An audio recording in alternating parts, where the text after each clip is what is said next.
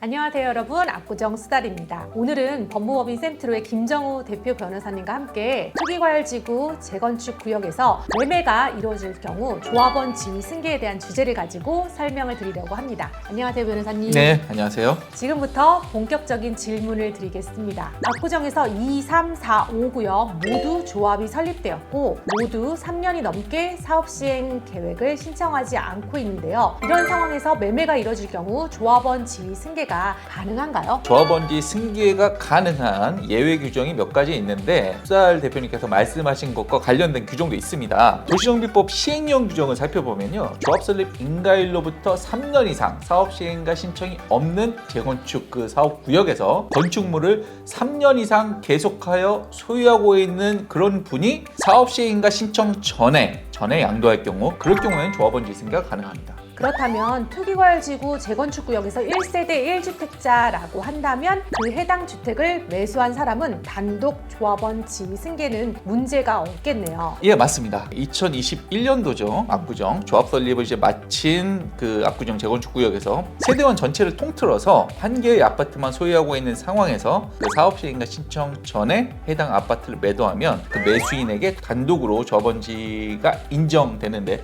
특별한 문제는 없어 보입니다. 그런데 만약에 이와 달리 동일한 구역에서 복수의 아파트를 소유하고 있는 경우에 1인 또는 1세대의 다물권자죠. 그런 분들이 그중에 일부 부동산을 매도할 경우 매도인과 매수인 합해서 1인의 공동조합원 지위가 되기 때문에 거래를 하실 때 매도인이 그리고 그 세대원이 해당 구역 내에서 다물권자인지 반드시 체크하신 후에 거래를 진행하시는 것을 추천드리겠습니다. 그럼 지금 현재 조합이 설립되고 3년이 지났으니까 3년 이상 보유만 하시면 매도할 수 있으나 같은 구역 내에 세대원 전원이 한 채만 가지고 있어야 된다. 그렇죠. 그럼 만약에 세대 분리가 된 아버지와 자녀가 모두 구현대 아파트를 각각 한 채씩 5년 이상 소유하고 있었고 각 조합원 지위가 인정되어서 총 2인의 조합원 지위가 인정된 상태에서 아버지가 돌아가셔서 자녀가 아버지 소유의 아파트를 상속받았는데 상속받은 아파트를 매도하는 경우라고 한다면 매수인에게 단독 조합원 지위가 인정될까요? 1인의 다물권자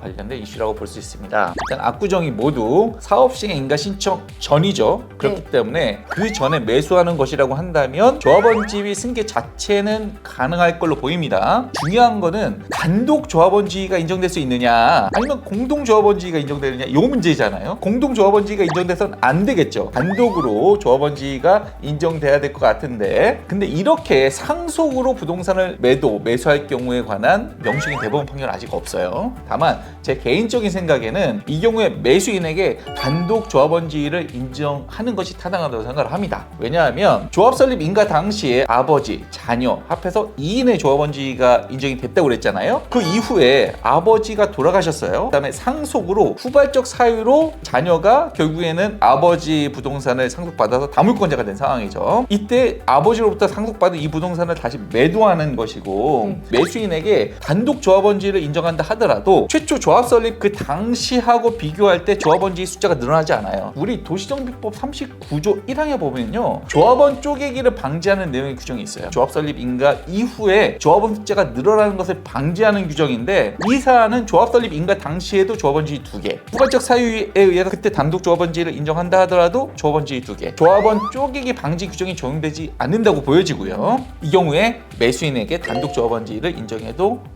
타당하다라고 보고 최근에 이제 서울 고등법원도 유사한 취지로 판시한 바가 있습니다. 그럼 만약에 사업 시행 인가 이후라고 한다면 어떻게 될까요? 사업 시행 인가 이후에 매도할 경우 조합원 지위 승계가 가능할까요? 사업 시행 인가 신청 이후죠. 신청 신청 이후라고 한다면 앞서 설명드린 사업 시행과 신청 전까지에 관한 조합원지 승계 예외 규정은 적용이 어렵겠죠. 다른 예외 규정에 해당하는지를 살펴봐야 되는데 이와 관련돼서 이런 규정도 있어요. 사업 시행 인가 일로부터 3년 이내에 착공을 못해요. 재건축 사업에 토지 또는 건축물을 3년 이상 계속해서 소유한 자가 착공 전에 매도할 경우에, 양도할 경우에 조합원지 승계가 가능합니다. 그 이외에도 다른 예외 사유가 있기는 한데 그런 예외 사유에 해당할 수 있는지 여부에 대해서는 각 그 개별 사안에 대해서 구체적으로 살펴봐야 되고 각 상황에 따라 다르게 판단될 수도 있기 때문에 이런 부분에 있어서는 반드시 전문가와 상의하시고 거래를 진행하시는 게 좋겠다고 생각합니다.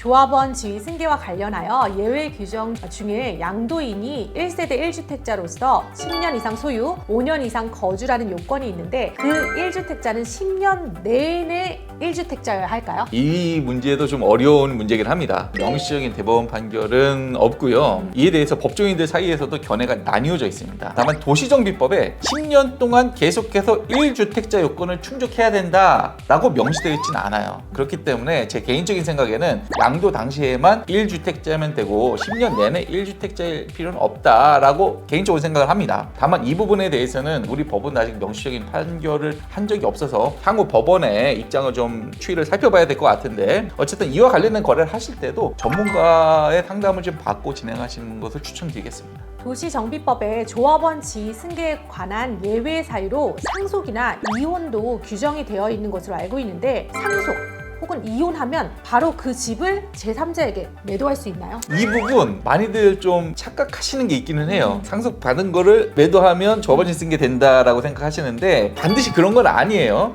상속과 이혼이 예외 사유로 규정되어 있는 건 맞아요. 근데 그거는 뭐냐면 상속으로 부동산을 양속받았을 때 그 네. 상속인 또는 이혼으로 재산분할을 통해서 부동산을 양속받았을 때 그 전 배우자겠죠. 이 사람들한테 조합원 지위가 승계가 된다는 거예요. 일단은 상속받은 이후 또는 이혼으로 부동산을 취득한 이후에 그 집을 다시 팔잖아요. 그것을 산 매수인에게 조합원지 승계가 될 것인지는 예외 규정을 별도로 또 살펴봐야 돼요. 구간별로 뭐 10년 보유, 5년 거주 1주택자 혹은 네. 지금 현재 뭐 3년 이상 보유 이런 식으로 네, 그렇게 살펴봐야 되는 거고, 말씀하신 1세대 1주택자고 상속받은 부동산을 10년 이상 소유하고 5년 이상 거주했다라고 한다면 이것을 팔 때 매수인에게 조합원지가 인정되고요.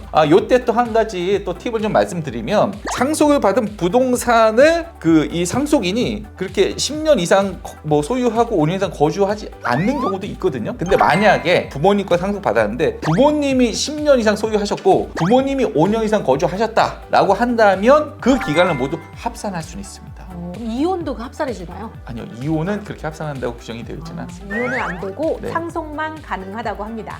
2001년부터 남편이 단독으로 보유하다가 2015년도에 아내가 50% 지분을 증여받았어요. 근데 2015년도 전에는 같이 부부가 거주를 하다가 15년 이후에는 그 부부가 다른 곳으로 이사를 했어요. 그럼 사업시행 신청서가 들어가면 10년 보유 5년 거주 1주택자로 팔 수 있을까요? 남편이 2001년부터 현재까지 소유를 하고 있는 상황이고 네. 또 15년까지 거주하였기 때문에 네. 일단 남편분에 대해서는 10년 이상 소유, 5년 이상 거주 요건 모두 충족했다고 보이고요. 그리고 당연히 1세대 1주택자시겠죠? 네. 아내분의 경우에는 2015년부터 소유했고 그 이후에는 거주하지 않은 거잖아요. 그래서 이 경우에 아내분이 소유자가 아닐 때 2015년 이전에 거주한 기간도 예외 규정의 거주 기간에 해당할 수 있느냐, 이게 문제가 될 것 같아요. 네. 다만 이와 관련돼서는 아직까지 명시적인 대법원 판결은 확인할 수는 없고요. 제 개인적인 생각에서는 예외 규정이라는 것은 좀 엄격하게 판단해야 되거든요. 해당 거주 기간은 소유자가 거주해야 해당 요건이 인정될 수 있다라고 제 개인적으로 봅니다.